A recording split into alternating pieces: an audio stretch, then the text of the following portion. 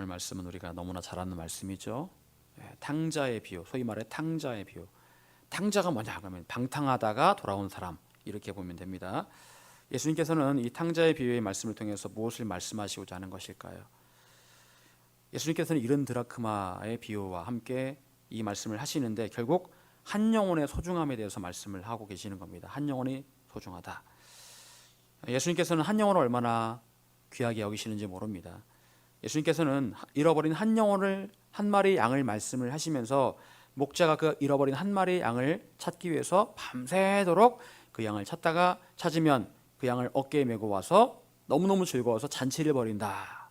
사실은 그 양 한 마리 값이 잔치하는 값보다 덜 나가면 더 나갈 수가 없잖아요. 근데 그 한 마리 양을 찾고 나서 너무너무 좋아서 잔치를 벌인다라고 말씀을 하실 정도로 잃어버린 한 마리의 양이 한 마리의 영혼이 돌아오는 것을 귀하게 생각하신다고 말씀하고 있습니다.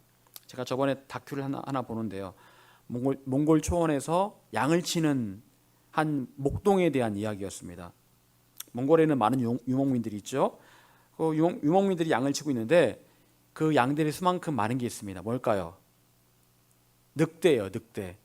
늑대가 그 양들의 수만큼 많이 있습니다. 그래서 이 늑대가 수시로 양을 공격해서 양을 잡아먹고, 그리고 늑대보다 말이 훨씬 크잖아요. 근데 말도 잡아먹는답니다, 늑대가요. 그래서 말을 잡아서 넘어뜨려가지고 물어 뜯어가지고 그 다음날 아침에 가보니까 말에 그냥 뼈밖에 없어요. 그 전날에 죽은 말인데 뼈밖에 없을 정도로 늑대의 식성이 그렇게 왕성하답니다. 그런데 어느 날 보니까 이게 실제거든요. 어느 날 작은 어린 양 한 마리가 울타리 밖으로 나간 거예요. 얼마 전에 태어난 양이. 이제 목자가 계속 그걸 찾더라고요. 계속 찾는데 이 양이 어디 갔을까? 여러분 생각할 때는 그 목자가 그 많은 양들을 어떻게 다 기억하고 다 찾을까 생각하시죠? 근데 저번에요, 그 아이슬란드 있죠, 아이슬란드에서 제가 아주 그 성경에 나오는 놀라운 이 말씀의 이 진리를 제가 알게 되었는데, 엄청나게 많은 양들이 있는데 그 양들을요 집집마다 따로따로 키우는 게 아니고 한때 모아서 키운답니다. 열 집에서 그 양을 다 키우는 거예요, 예를 들면은. 근데 제가 이제 신기했죠. 아니 그러면 내 양이 어떤 양인지 어떻게 알까? 양이 표시도 안 해놨어요. 근데요, 신기한 거는요, 양을 다 이제 나중에 이제 다시 이제 본인 집으로 데려갈 때가 있잖아요. 그때 양을, 그 엄청나게 많은 양들에서 자기 양을 골라내는데 기가 막히게 골라내더라고요. 어떻게 그걸 골라냅니까 했더니 다 안 돼요. 그 양치기가 자기 양이 어떤 양인지 다 안다는 거예요. 그래서 너무너무 신기해가지고 우리 양은 보면 딱 알아요. 다른 목자들이 자기 양을 다른 집 양이라고 가져가지 않는답니다. 대번에 그걸 안 돼. 표시를 안 해놔도. 이렇게 보면서 그 목자가 양을 다 안다라는 그 말씀이 있잖아요. 그걸 보고서 이게 진짜 맞는 얘기구나. 우리가 보기엔 다 똑같은데 목자들은 그걸 알더라고요. 그런데 지금 이 몽골의 그 목자가 자기의 양 한 마리가 없는 걸 알더라고요. 그래서 카메라가 이제 그 목자를 쫓아갑니다. 목자가 그 양을 찾아요. 찾다가 그 바위 틈에서 그 양을 발견합니다. 어린 양이기 때문에 이제 이 양이 이제 나와서 헤매다가 그 바위 틈에 숨어 있는 거예요. 양 한 마리, 조그만 양 한 마리가. 이제 너무너무 이제 이 목자가 좋아하더라고요. 그래서 이제 물어본 거예요. 아니 뭐 그렇게 조그만 양을 한 마리 잃어버려도 괜찮은 것 같은데 뭐 그렇게 좋아하냐? 그 PD가 이제 그 목자에게 물어봤습니다. 그랬더니 목자가 하는 말이, 이걸 내버려 두면 밤새 얼어 죽든지 독수리가 잡아먹든지 늑대가 잡아먹습니다. 근데 그렇게 되면 얼마나 비참하고 얼마나 안타깝습니까? 이 양 한 마리 값이 문제가 아니라 이 양이 너무 불쌍해서 내가 이 양을 꼭 찾아야 됩니다. 이렇게 이야기를 하더라고요. 그러면서 너무너무 좋아하는 거예요. 그걸 보면서 이 목자를 향한 양을 향한 목자의 마음, 불쌍히 여기는 마음이구나 라는 것들을 제가 알게 되었습니다. 여러분, 이런 점을 통해 생각해 본다면 한 마리의 잃어버린 양을 찾기 위해서 밤이 새도록 찾았던 목자의 마음이 바로 하나님 아버지의 마음임을 우린 잘 이해할 수가 있습니다. 오늘 본문의 말씀은 한 아버지와 그리고 한 아들에 대한 이야기입니다. 아들에게 두 아들이 있었습니다. 아버지에게요. 그런데 어느 날 둘째 아들이 이렇게 아버지에게 와서 그렇게 말합니다. 아버지, 나에게 돌아올 그 유산 중에서 내가 그 유산을 내가 이 시간에 물려주시면 내가 그 유산을 가지고 내가 뭔가 할 일이 좀 있습니다. 이렇게 얘기를 하는 거예요. 아버지가 죽지도 않았는데 유산을 달라고 하는 겁니다. 여러분, 둘째 아들은 아버지에게 어떤 존재였을까요? 그동안에. 첫째 아들은 어때요? 듬직하죠. 둘째 아들은 조금 불안불안했던 것 같아요. 늘 자유분방하고 아버지와 함께 집에 사는 거에 대해서 불만이 좀 있었던 것 같아요. 독립하고 싶은데 나는 맨날 아버지의 그 그늘 아래 내가 살아야 되나, 그런 마음이 있었던 것 같습니다. 그러던 어느 날 아버지에게 이 아들이 뜬금없는 요구를 한 겁니다.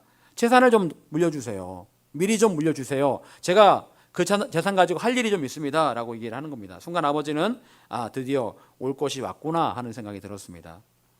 집에서 겨우겨우 버틴다 싶더니 드디어 이 녀석이 집을 나가려고 하는구나, 눈치를 챈 겁니다. 아버지는 충격받은 마음을 붙잡고 아들을 설득하려고 했을 겁니다. 아들아, 좀만 참아보지. 그러니 나중에 아버지가 죽고 나면 그 유산을 그때서야 네가 물려받아도 되지 않겠니? 그런데 둘째 아들의 마음에는 오로지 집을 떠나고 싶은 마음밖에 없는 거예요. 내가 아버지의 그 속박 아래 내가 있고 싶지 않다, 그런 마음이 있었던 것 같아요. 결국 아버지의 설득에도 아랑곳하지 않고 아들은 재산을 아버지로부터 받아서 그 재산을 현금화해서 돈을 들고 먼 나라로 떠나가 버립니다. 그럼 둘째 아들이 꿈꿨던 세상은 어떤 세상이었을까요? 아버지를 떠나서 내 마음대로 살고 싶은 거. 아버지를 떠나서 내 마음대로, 내가 하고 싶은 대로. 여러분 어때요? 그렇게 살고 싶죠? 부모님 떠나서 내 마음대로 살고 싶죠? 그래서 이 고등학교 때까지 부모님 밑에 있던 아이들이요, 이제 그런 생각을 한답니다. 내가 대학 들어가면 내가 자취를 하든지 기숙사에 들어가든지 내 마음대로 살고 싶다라는 그런 마음을 갖는다는 거예요. 이 아들의 마음이 그런 마음이 있었다는 겁니다. 여러분, 그런데요, 내가 부모님을 떠나서 혼자 독립하면 잘 살 것 같죠? 행복할 것 같죠? 저는 고등학교 1학년 때부터 독립을 했거든요. 고1 때부터 저는 집에서 나왔어요. 그 유학 때문에 대전에 시골 논산에서 대전으로 이제 오면서 아예 집에서 떠나왔거든요. 근데 지금도 기억나는 게 처음 그 집을 이제 완전히 나온 그날 제가 이불을 뒤집어 쓰고 막 울었어요. 내가 드디어 부모님의 곁을 떠났구나라는 그 마음에 너무 마음이 섭섭해서 막 울었던 기억이 납니다. 이불 뒤집어 쓰고요. 고1 때, 17살 때. 여러분, 그런데 정말 부모님 곁을 떠나면 정말 행복할까요? 행복할 것 같죠? 마음대로 살면 행복할 것 같죠? 지난주 뉴스를 보니까 한 유명 연예인이, 이름만 대면 아는 유명한 연예인입니다. 근데 그 사람이 프로포폴을 상습적으로 맞았다라는 이야기를 들었습니다. 그래서 이것 때문에 이제 벌금을 물게 되었다라는 그런 이야기를 듣게 되었습니다. 프로포폴, 우리가 너무나 잘 익히 들어 알고 있는 그런 약물이죠. 심지어는 삼성전자 이재용 부회장도 이 프로포폴을 맞아서 그래가지고 그것 때문에 이제 이번에 검찰 조사를 다시 받아야 되는 상황이거든요. 여러분, 도대체 왜 유명한 사람들이 그런 약물을 투여받을까요? 분명히 나중에 들키면 아주 망신인데 왜 굳이 그런 약물을 투여받을까요? 그거 없어도 돈 많고 행복할 텐데 왜 그러고 살까요? 여러분, 프로포폴이 마약성 어떤 수면제 같은 그런 거라고 하더라고요. 그걸 이제 맞으면 온몸이 마비돼가지고 이제 수술을 해도 이제 모른다 하더라고요. 그런데 그 약물을 투여받으면 잠을 못 자는 사람이 잠을 푹 잔답니다. 사실은 마취되는 건데, 근데 그게 잠자는 것처럼 그렇게 편안하대요. 자고 나면은 그냥 몸이 개운하답니다. 그래서 이 연예인들이나 그리고 재벌들이 그 프로포폴을 맞는데요. 여러분, 연예인들이 많이 걸리는 병이 무슨 병이 있을까요? 예? 공황장애, 불안증 이런 게 있죠. 왜냐하면은 연예인들은요, 늘 이렇게 인기를 먹고 사는 사람들인데 인기가 떨어질까봐 늘 불안한 거예요. 그리고 그것 때문에 공황장애가 온다는 거예요. 잠을 못 잔다는 겁니다. 그래서 유명한 연예인들이나 기업인들이요, 기업인들 같은 경우는 비자금을 조성했는데 들키면 어떡하나, 이것 때문에 내가 감옥 가면 어떡하나, 그런 걱정들이 있겠죠. 그러다 보니까 잠을 못 잔다는 거예요. 스트레스 너무 심해가지고. 그래서 잠을 제대로 자는 날이 없으니까 어쩔 수 없이 수면제를 먹는데, 수면제를 먹고 나면 너무 머리가 아프고 잘 듣지도 않고 정신없고 그러니까 그걸 만든다는 거예요. 프로포폴을 만든다는 겁니다. 여러분, 인생을 내 마음대로 내가 하고 싶은 대로 살면 정말 행복할까요? 그럴 것 같죠. 둘째 아들은 아버지의 집을 떠나 먼 나라로 갑니다. 그런데 이상한 것은 아버지는 그 먼 나라로 간다는 그 아들을 끝끝내 잡지는 않습니다. 강제로 막 잡아놓지는 않아요. 둘째 아들이 결정한 대로 그냥 놓아주기로 합니다. 어떤 사람은 말합니다. 내가 잘못된 길로 가면 하나님께서 붙잡아 주셔야 되는 거 아닌가? 하지만 하나님께서는 우리가 선택한 길에 대해서는 더 이상 손을 잡지 않으실 때가 있습니다. 내버려 두실 때가 있어요. 여러분, 그게 바로 하나님의 방식입니다. 그건 소위 말해서 자유의지, 그리고 하나님께서 우리를 존중하시는 방식이에요. 우리를 존중하기 때문에 하나님께 그렇게 하시는 거예요. 여러분, 하나님께서 아담과 하와가 선악과를 먹으려고 할 때 선악과 따먹지 못하게 하실 수 있었을까요? 없었을까요? 있었죠. 그리고 굳이 선악과를 왜 에덴 동산 중앙에 갖다 놓으셨을까요? 아니, 그냥 한 구석에 그냥 안 보이는데 놓으시면 되잖아요. 근데 왜 굳이 중앙에 삼계 사거리 그 가운데에 탐스러운 그 열매를 갖다 놓으신 거예요? 왜? 지나가면 다 보이도록. 그렇죠. 좀 이해가 안 되죠. 그냥 뭐 모르게 어디다 치워놓으시든지 안 보이게 하시든지 해야 되는데, 그거 보고 하나님께서 아담과 하와를 시험에 들게 하기 위해서 그렇게 하신 걸까요? 이유가 뭘까요? 한번 생각을 한번 해보세요. 왜 하나님께서 굳이 그렇게 하셨을까? 그리고 하와가 그걸 따먹으려 할 때 하와야 안 돼! 먹으면 안 돼! 라고 말씀하셨을 텐데, 아담과 하와 다 따먹고 난 다음에 어디 있느냐? 얘들아 어디 있어? 그제서야 찾으십니다. 따먹었는데. 왜 그러셨을까요? 하나님께서. 여러분, 하나님께서 아담과 하와에게 원하셨던 것은 무엇이었을까요? 그것은 두 사람이 자유의지를 통해서 하나님의 말씀에 순종하기를 원하셨던 거예요. 너희가 네 스스로 결정해라. 네가 네 스스로 따먹지 않기를 결정하고 나에게 순종해라. 그걸 원하셨던 거예요. 네가 자발적으로 나를 사랑하기를 원한다. 내 말을 존중하기를 원한다. 그걸 하나님께서 원하셨다라는 거예요. 하나님의 뜻은 예전이나 지금이나 변함이 없습니다. 여러분, 우린 때로 그런 기도를 합니다. 하나님 제발 기도하게 해주세요. 하나님만 사랑할 수 있게 해주세요 라고 기도하는데, 그런 기도 하나님 원치 않으십니다. 하나님께 원하시는 기도는 하나님 제가 주님 사랑합니다. 하나님 제가 주님 사랑하기 위해 노력하겠습니다. 순종합니다. 순종하기 위해 노력하겠습니다. 자율적인 마음의 순종과 결단을 하나님께서 원하고 계신다라는 거죠. 여러분, 힘들죠? 힘들지만 하나님께 기도하는 거 힘들죠? 하나님께 나아가는 거 힘들죠? 하지만 그럼에도 불구하고 우리가 그 힘든 가운데 하나님께 나아가기를 하나님께 원하고 계신다라는 거예요. 결국 둘째 아들은 아버지를 떠나 재산을 챙겨서 먼 나라로 갑니다. 그리고 그 돈을 어떻게 했을까요? 그래, 탕진. 탕진. 무슨 말이에요? 탕진이란 말이요. 그래요. 어떻게 하면 날렸을까요? 도박, 여자, 술, 뭐 그렇게 하면서 날렸겠죠. 마약, 주로 중독에 관련된 것들이죠. 도박 중독, 마약 중독, 음란 중독, 중독에 관련된 것들이에요. 대부분 다 중독에 관련되어서 거기에 빠져서 돈을 그렇게 썼을 겁니다. 여러분, 강원도 정선 시골이죠. 정선에 사북이라는 곳이 있어요. 제가 한번 가본 적이 있는데, 거기 가면은요, 길거리에 차가 진짜 많아요. 외제차가 그렇게 많아요. BMW 벤츠 그렇게 많아요. 근데요, 그 차들이 먼지가 가득 쌓여 있어요. 왜 그런지 아세요? 전당포에 맡겨놓은 차들이, 그 차들이요. 도박하려고. 안 찾아가요. 찾아갈 돈이 없는 거예요. 도박에 빠진 사람들이 거기에 다 몰리거든요. 그 강원랜드에. 여러분, 그런 거에 빠지면은요, 이 돈이 그냥 돈이 아니에요. 그 많은 돈을 가져갔겠죠, 그 아들이요. 근데 돈이 아니에요. 그냥 뭐 하룻밤에도 그냥 몇 천만 원씩 막 쓰고 막 그랬겠죠. 막 돈이 있었으면은요. 결국 둘째 아들은 그 돈을 다 허랑방탕하게 다 탕진하고 맙니다. 여러분, 사실 우리의 마음에도 그런 마음이 없지 않아 있을 수 있습니다. 나도 마음대로 살고 싶다. 나도 내가 남들처럼 한번 살아보고 싶다. 내 육신이 원하는 대로 그렇게 내가 그냥 살고 싶다.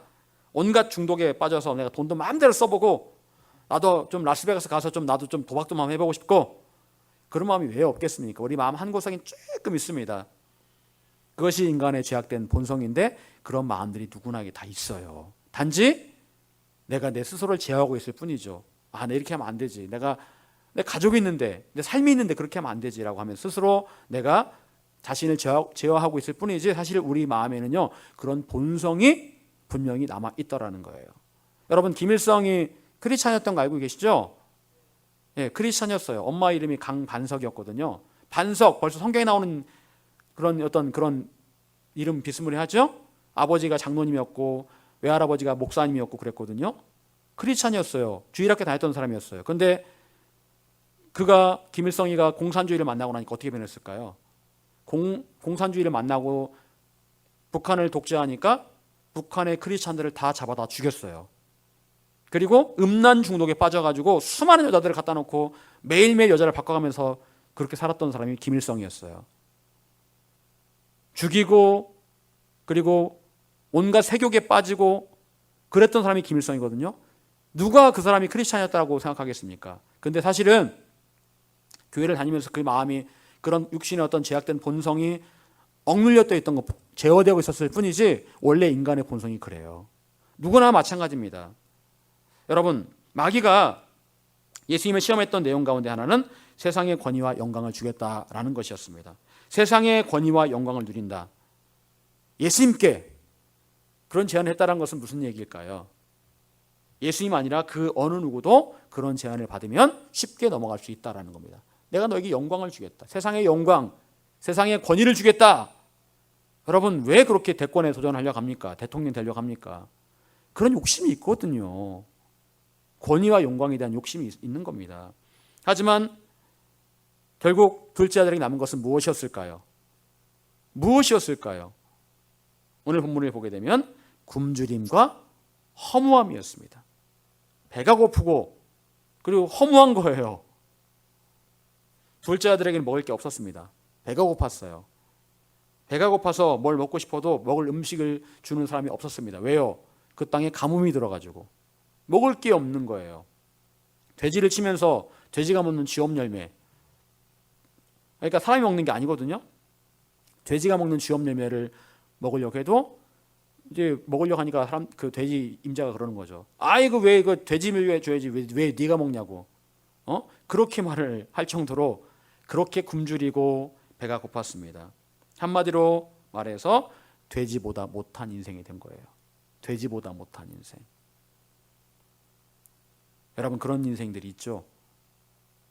그런 인생들이 있습니다. 돼지보다 못하다고 생각하는 할 만한 그런 인생이 있어요. 본인 생각할 때 난 정말 짐승만도 못해.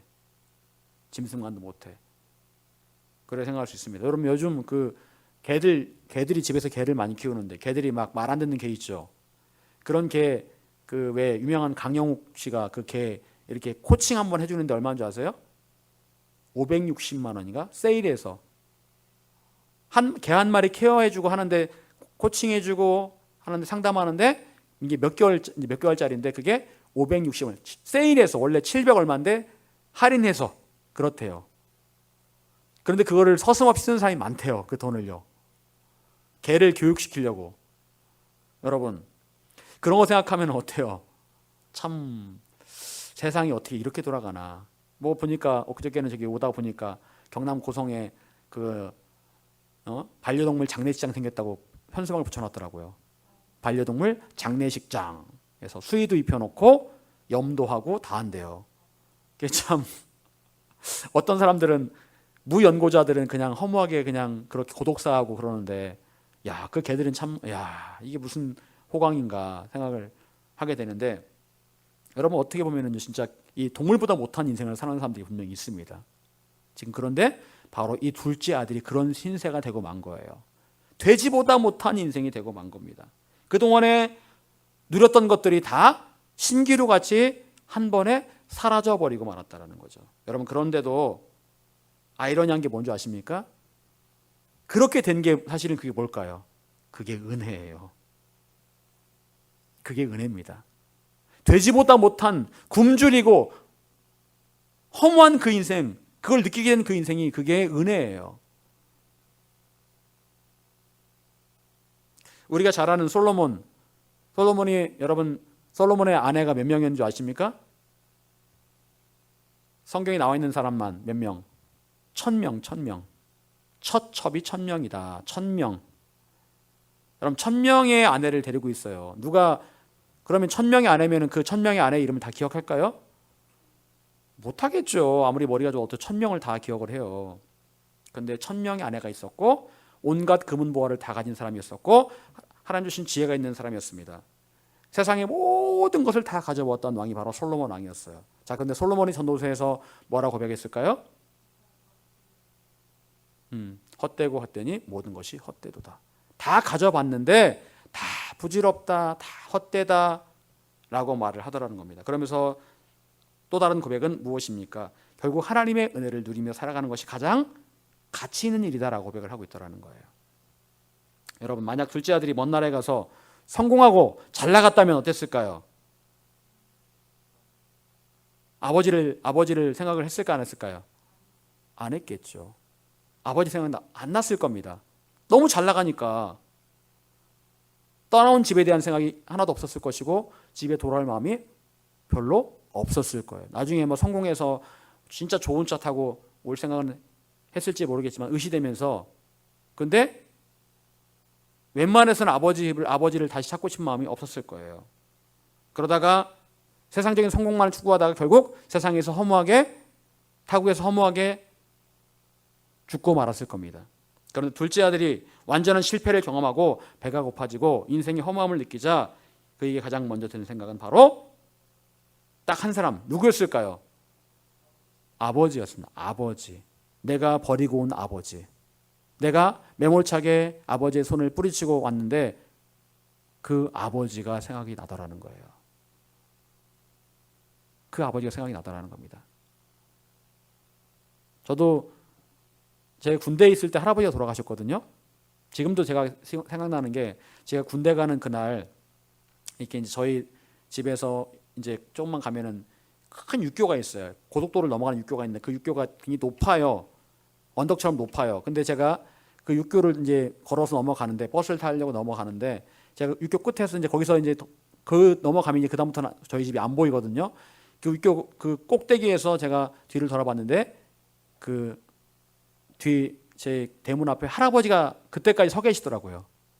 할아버지가 제가 장손이라 저를 너무너무 좋아하셨어. 저 이뻐하시고 그러셨는데 할아버지 끝까지 거기 서 계시더라고요. 제가 넘어가는 그때까지. 근데 거기까지가 꽤 거리가 멀거든요. 근데 계속 서서 저를 보고 계신 거예요.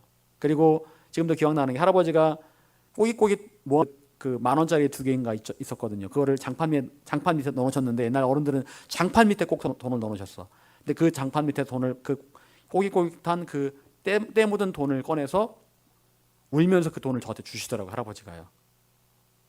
이거 가면서 맛있는 거 사 먹어라 하면서 주시더라고요. 그러면서 제가 갈 때 거기서 끝까지 저를 보고 계시더라고요. 제가 너무 눈물이 났는데 그냥 넘어갔습니다. 그 육교를 그냥 넘어갔어요. 근데 그러고 나서 군대에 있을 때 제가 말년 휴가 나오기 일주일 전에 할아버지가 돌아가셨어요.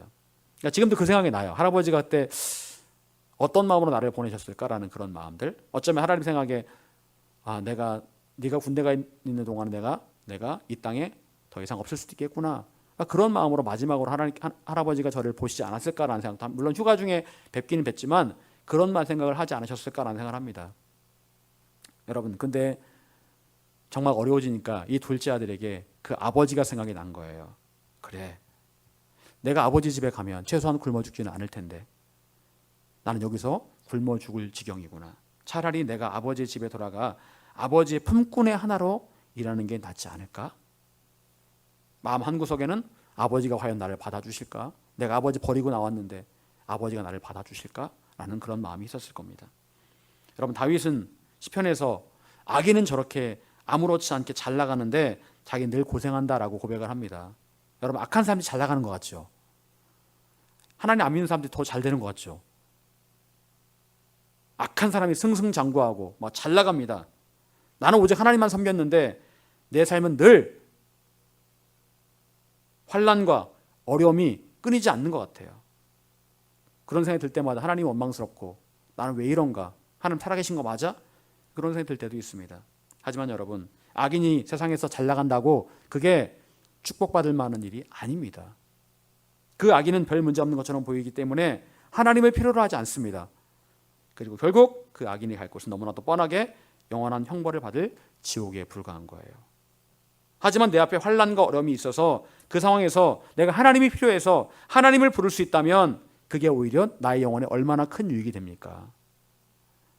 그런 어려움이 있기 때문에 하나님이 필요하다라고 고백할 수 있고 그 가운데 하나님을 경험할 수 있다면 그건 얼마나 큰 축복이에요.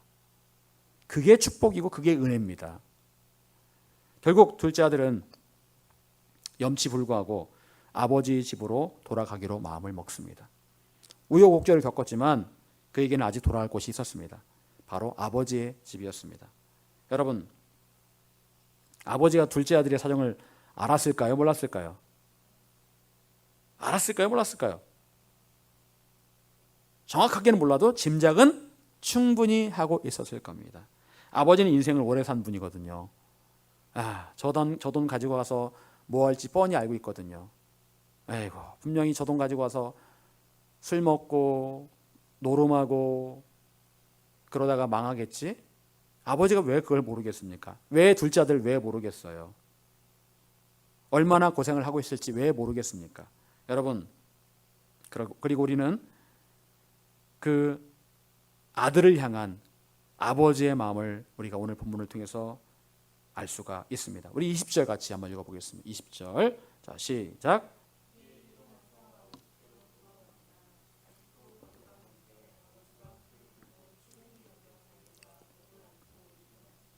아멘.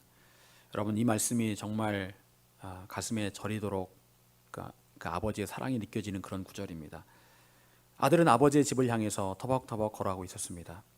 그리고 저 멀리 내가 떠나온 그 아버지의 집이 보입니다. 더 이상 내 집이 아니에요. 거기는요. 아버지의 집이죠. 나는 이미 재산을 가지고 나왔기 때문에 나의 지분이 하나도 없어요. 아들은 나를 환영해 줄 사람이 아무도 없을 거라는 걸 충분히 알고 있었습니다.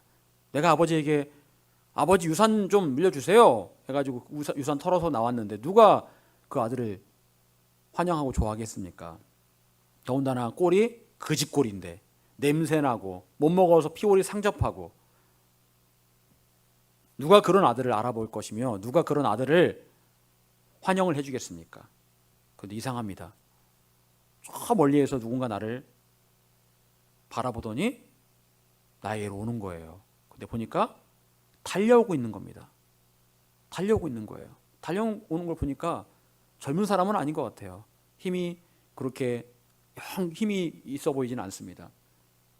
그런데 그 나름대로 그분이 열심히 힘을 내서 달려옵니다. 누가 나에게 달려올까? 냄새나고 몰골이 정말 처참한 이런 사람에게 누가 나를 알아보고 달려올까? 여러분, 가까이 와서 보니까 그분이 누구였을까요? 아버지였어요. 아버지가 오늘 말씀해 보니까 목을 끌어안고 그리고 입을 맞췄다. 여러분, 성경에 나와 있지는 않지만 그 아버지가 그 다음에 어떻게 했을까요? 울었겠죠. 울었겠죠. 엄청 울었을 겁니다. 아버지가 아들 붙잡고. 그리고 아버지의 그 눈물을 보니까 아들도 아버지 붙들고 울었을 겁니다.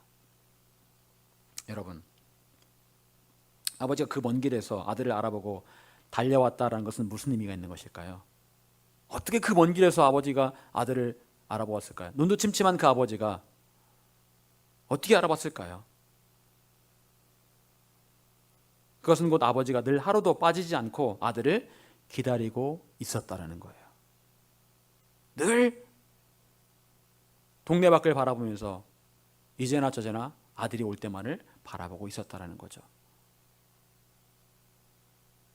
제가 군대에 있을 때 휴가를 나간다고 하면은요, 그랬던 것 같아요. 저희 부모님들이나 할아버지가 그냥 휴가 오는 날짜만 이렇게 손꼽아 기다리면서 저를 기다리셨던 것 같아요. 맛있는 거 많이 해놓고. 그게 바로 아버지의 마음인데 이 아버지가 그렇게 했던 거예요. 하염없이 아들을 기다리고 있다가 어느 날 보니까 행색이 초라해 보이고 빼짝 마른 사람 한 사람이 저 멀리에서 보이는데 순간 아버지는 그 사람의 행색이 너무 초라하고 피골이 상접해서 너무너무 빼짝 말라서도 대번에 그 사람이 누군지 알아본 거예요. 아들인 줄 알아본 겁니다. 그래서 한달음에 그 아들을 향해서 달려간 거예요. 한달음에. 그리고 그 아들을 끌어안고 입을 맞추고 울었을 겁니다. 여러분, 왜 이렇게까지 아버지가 아들을 기다렸을까요? 그 아들이 뭐가 이쁘다고? 그 아들이 뭐가 이쁘겠습니까? 아버지 죽지도 않았는데 유산 달라고 해가지고 아버지가 막 잡았는데도 그냥 뿌리치고 갔던 그 아들이 뭐가 이쁘겠습니까? 아버지에게는요, 그 아들이 돈을 탕진했든지 아버지 버리고 도망갔든지 그거 하나도 중요하지 않아요. 단지 집을 나간 그 아들이 바로 아버지의 사랑하는 아들이다라는 게 중요한 거죠. 그리고 그토록 기다리던 아들은 드디어 아버지의 집으로 돌아오게 되었습니다.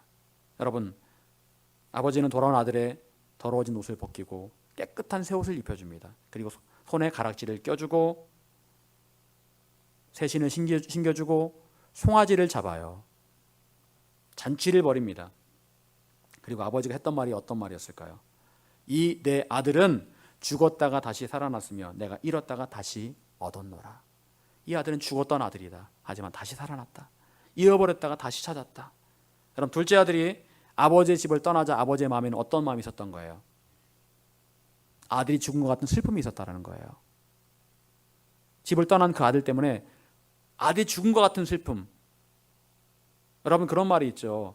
자식이 죽으면 부모의 가슴에 묻는다라는 말이 있습니다. 자식이 먼저 죽으면은요. 자식은 이해 못할 거예요, 그 말을요. 부모님들은 이해할 겁니다. 여러분, 그런 심정이에요. 내 아들이 죽었구나. 내 아들이 죽었구나. 내 아들을 내가 잃어버렸구나. 그런 심정이죠. 어쩌다가 자녀를 잃었는데 그 나중에 수십 년 만에 그 자녀를 찾았는데 그 어머니가 막 울면서 그러는 거예요. 내가 사실 널 버린 거 아니야. 내가 네 손을 놓쳐서 내가 널 잃어버렸어. 하루도 내가 편히 잔 날이 없어, 너 때문에. 그렇게 울면서 이야기하는 어머니가 있더라고요. 여러분, 그런 심정이에요. 아버지의 마음이요. 아버지에게는요, 아들이 집을 나간 후에 낙이 없었어요. 즐거움이 없었습니다. 뭘 해도 밥을 먹어도 맛이 없고 뭘 해도 재미가 없고 그랬습니다. 여러분, 이것이 바로 우리 아버지 하나님의 마음입니다. 우리를 향한 아버지 하나님의 마음 전부를 채우고 있는 것 한 가지입니다. 바로 사랑입니다. 사랑이에요, 사랑. 여러분이 어떠한 모습에 처해 있든지 간에 늘 변함없는 것은 하나님의 여러분을 향한 사랑이에요. 그리고 나를 사랑하는 아버지 하나님께서 나에게 원하시는 것은 바로 뭘까요? 딱 두 가지입니다. 아버지와 함께 하는 것, 그리고 아버지 말씀 잘 듣는 것. 두 가지예요. 아버지와 함께 하는 것, 아버지 말씀을 잘 듣는 것, 그것밖에는 원하시는 게 없어요.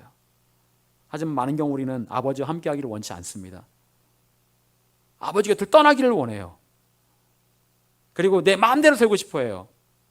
안 듣고 싶어요, 그 말을. 내 욕심대로 살고 싶어요.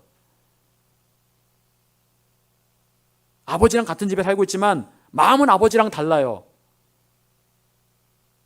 아빠의 마음은 저기 있고 내 마음은 여기에요. 아빠가 무슨 말하면 콧방귀를 뀌는 거예요. 그러고 살고 있죠. 근데 우리가 하나님 아버지께 그러고 있다라는 거예요. 하나님 아버지께서 말씀하셔도 콧방귀 끼면서 예, 알았어요. 예. 안 들어요. 하나님과 내가 너랑 함께 하고 싶다 해도 아유, 하나님 저 바빠요. 전 나름 바쁜 사람이에요. 그러고 있습니다. 여러분, 아버지에게는 우리가 전부거든요. 내가 전부예요.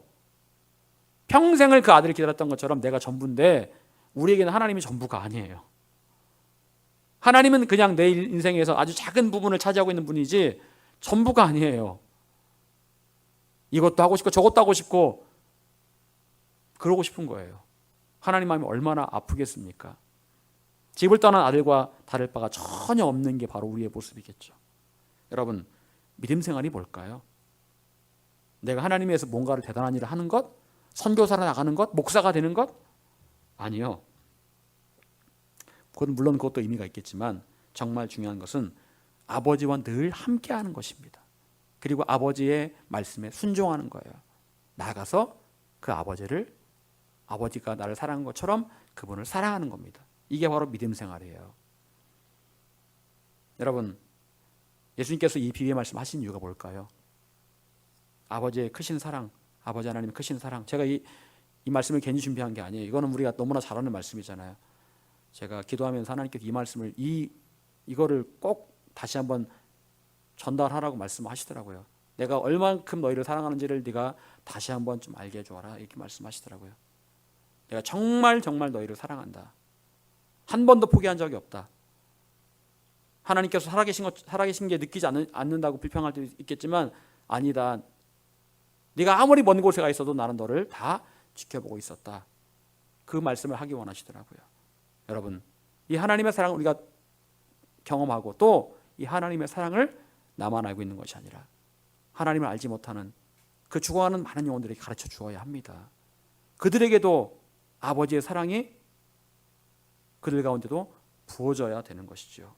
여러분, 아버지의 사랑 가운데 있을 때 우리 안에는 두려움이 떠나가게 됩니다. 더 이상 염려와 두려움과 근심이 없게 될 거예요. 아버지의 이 사랑이 우리 안에 넘치도록 부어지면, 여러분, 세상에 온갖 두려움에 사로잡힌 사람들이 얼마나 많은지 몰라요. 강한 것처럼 보이죠. 잘난 것처럼 보입니다. 하지만 그 마음에는 두려움이 자리 잡고 있습니다. 하지만 그들도 아버지의 사랑을 경험하게 되면 두려움으로부터 자유함을 얻을 수가 있습니다. 여러분, 이 아버지의 사랑을 증거할 수 있기를 바랍니다. 아직 주님의 사랑을 알지 못하는 사람들이 증거하시고, 또 여러분 가슴에 그 아버지의 사랑으로 충만하게 풍성하게 채워주시기를 간절히 축원합니다. 기도하겠습니다.